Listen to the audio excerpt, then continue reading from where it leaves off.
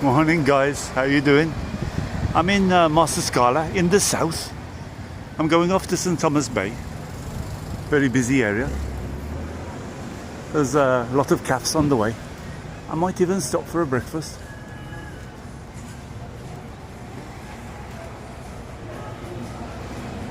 You can see lots of places here to stop. The one at the very bottom by the church, I think it's one of the cheapest. I just met Travel Malta, who was having a breakfast. He's in this area.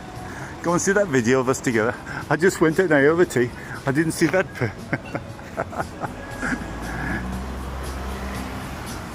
Oh, music. Quiet though here. At the bottom it's more busy.